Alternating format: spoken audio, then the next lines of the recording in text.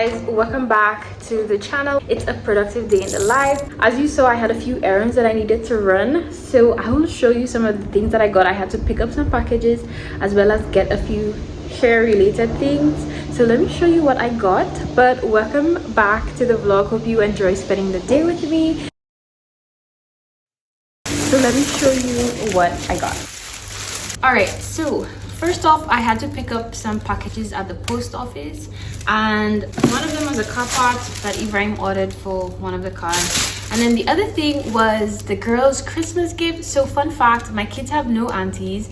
So I have one brother, my husband has 3 brothers, we have no sisters, so my kids have no aunties. So their aunties are all of our female friends, and so one of their aunties got them some games for Christmas. So one of them is Count Your Chicken. It's a board game. It's recommended for ages 3 and up. And this one is Snug as a Bug in a Rug, and it's also recommended for ages 3 and up. I would definitely recommend board games for the little one. There are lots of board games specifically for ages 2 and up, 3 and up. In fact, I have 2 already. Should I show you guys them? Yeah, I'll show you them. All right. We have Monkey Around, which is for ages 2 and up.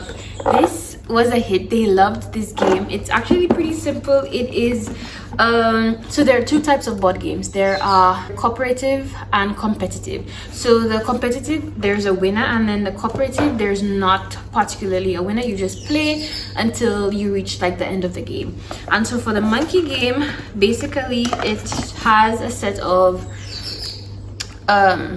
cards that let them know what they can do. So you have walk on your hands and your feet, pretend to eat a banana, stomp your feet, and it's for ages 2 and up. They really enjoy this game. And then the idea is to fill up a tree. The board of the game, ours is broken because our kids are very hard on everything, but it's a tree, and every time they do a card, they put it in a circle, and the idea is to fill up the tree.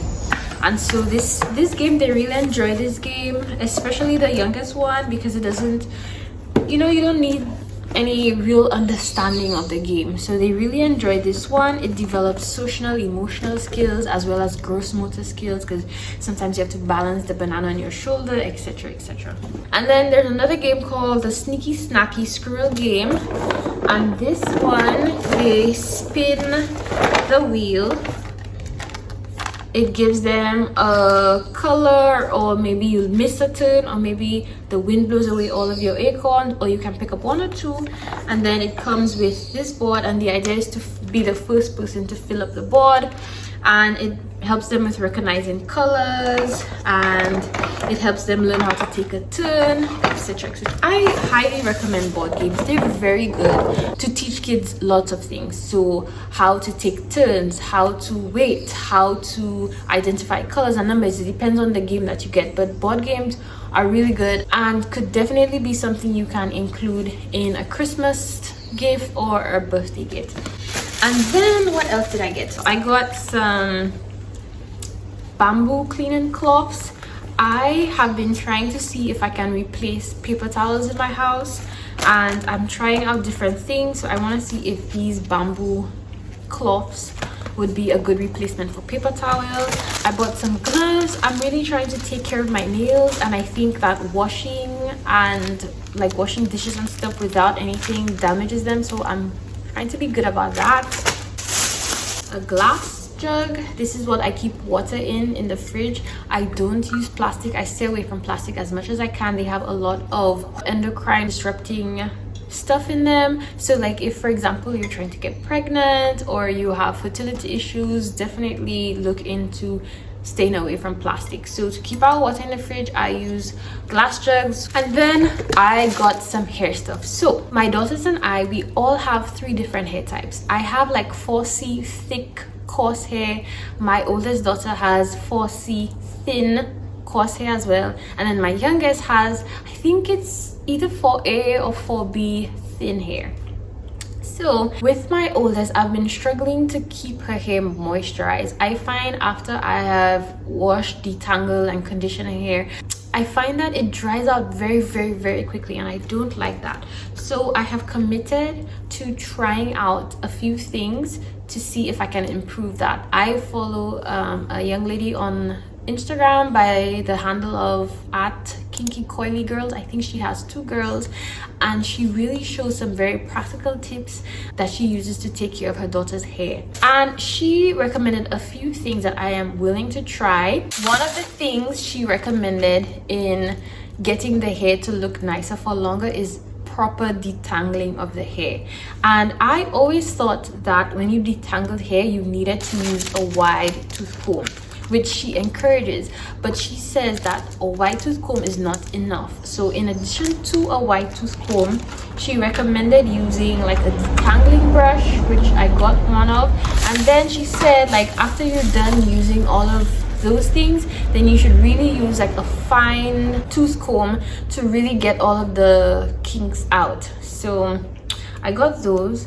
And then we use As I Am classic leave-in conditioner. It works extremely well. I refuse to try anything else because it works very well for all 3 of our hair. It's really nice. We're running out, so I got some. And then she also recommended sealing your hair with oil, which I used to do back in the day, but I found that it wasn't working. But I'm not sure if it's because I wasn't consistent with it. So I said, let me just try it again. So I got Cantu, tea tree, and jojoba hair and scalp oil. So I will try it and see how it works. And then I also got a gel mousse. So one of the other problems that I have, in addition to it being very dry, is that it's like the style gets, it looks stale. That's how we say it. It looks stale after just a couple of days. So she recommended, like, when you style the hair, you also add in a little bit of gel, a little bit of mousse, so that it holds the style a little bit better. I didn't want something with alcohol because if a hair is, you know, it struggles to stay dry, then I didn't think something with alcohol would help. So I got an alcohol-free utility gel mousse, which has a medium hold. So I am hoping that this helps. I'm willing to try lots of different things. And then the other thing she recommended is deep conditioning the hair, which I do to mine, but I have never done to the girls because I'm just scared like the cap like burns them, because I'm not sure if they'll be able to stay still. I know for sure the youngest will not be able to do it, but I think the oldest might be able to sit down at least for like 5 minutes. I can, you know, like start off small, so use a heating cap for like the 5 minutes and then just gradually build her up. Actually, she'll be able to last 15 minutes. All I need to do is put a show in front of her and she'll be fine. So I'm going to start doing that. I want to see if that makes a difference. And then one of the other things that I think is not helping is the fact that whenever she takes a shower, her hair almost always gets wet. And I think that the hair getting wet rinses off the product, like the leave-in conditioner and the moisturizer and the oils and everything. And so I bought her a shower cap to see if, like, every time we give her a shower, that to keep her hair dry from like being wet. I have the regular ones, you know, like you buy the cheaper ones that comes in a packet, but I don't like them because they're a little bit too big. And so I saw these ones. They look, I don't know, a little fancy. So hopefully these will do the trick. So, oh, and you know what else I got?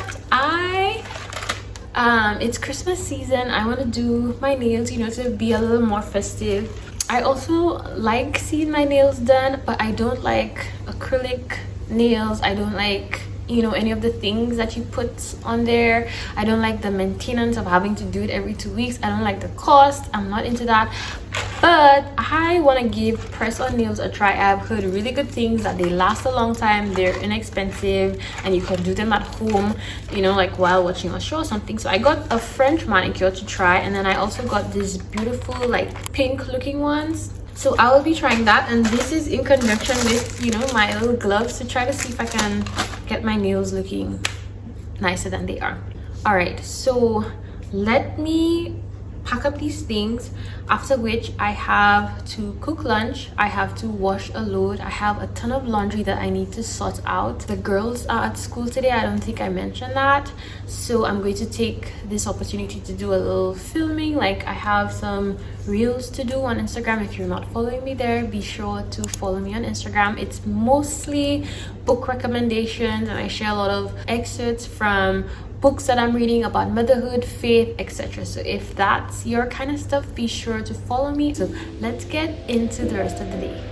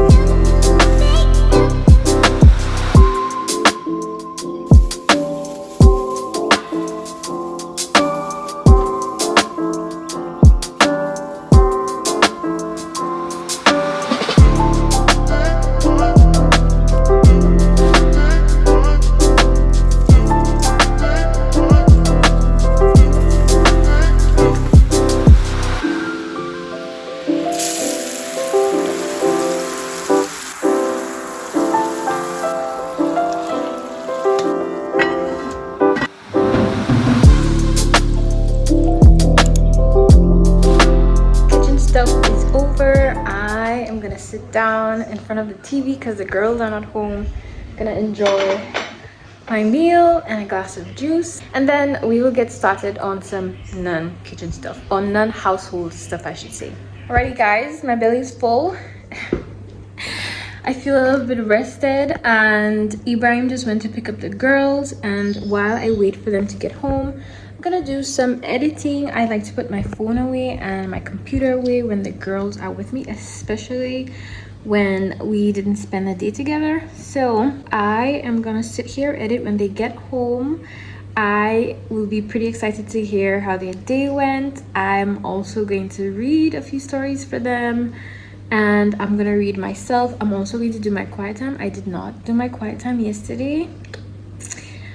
It was just plain not prioritizing the word, to be quite honest with you. I had ample opportunity, but I just kept doing other things instead of doing like reading the Bible. So I definitely have to get it done today. I think I'll get it done while they're up and about playing with me. Evening time, about 5 or so, I'll probably get a workout in. So that's what I'm doing for the rest of the day.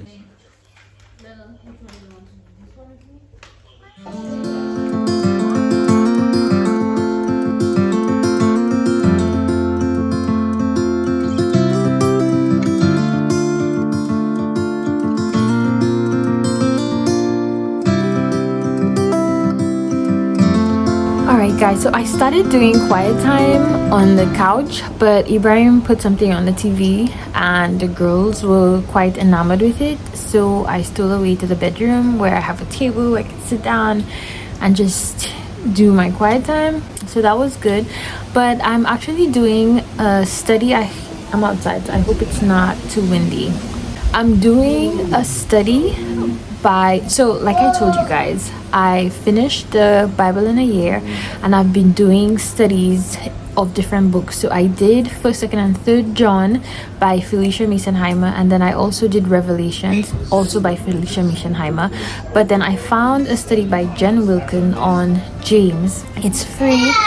I like it. It has a lot of questions that makes you go through different other relating scriptures in the Bible, and then it makes you reread the chapter a ton. So the first week you read through the entire book of James, and then you read through chapter 1. The second week you read through the entire book of James again, and then you read the rest of the passage, etc, etc. So it has a lot of repetition. You're reading the Bible a lot, and the point of that is to help you understand it in context. And then the questions they ask you to go look up for definitions of certain words that are used in the text. And I like the questions because if you follow that same concept, then you can use that same kind of format for doing your own Bible study. I just wanted to mention that because it's available online, it's free. It also is accompanied by a video, so after every chapter, I believe, or actually it's divided into weeks, and after every week there is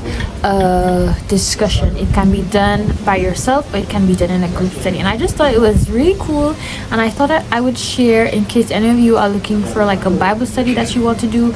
I typically do not like devotions. I don't like when they make you read 2 or 3 verses in the entire Bible and then they have an entire paragraph, 2-3 paragraphs of what they wrote, because I think God's word is the most important, and if I'm going to spend time reading the word, I want to read his word, not what somebody else had to say. So I don't typically do a ton of devotions, but I do try to find Bible studies that help you to study the Bible, like you know how you study history, you study science. I try to find studies that encourage you to study the Bible, and I think this one, all of them that I've done so far, the ones by Felicia Masonheimer and this one by Jen Wilkin, it's very well done, and I would definitely recommend. So I'll have it linked in the description box below. But Bible study is done, so I still have a few other things to do. So for example, I haven't read to the girls at all for the day they were at school, so I would like to read a few books for them.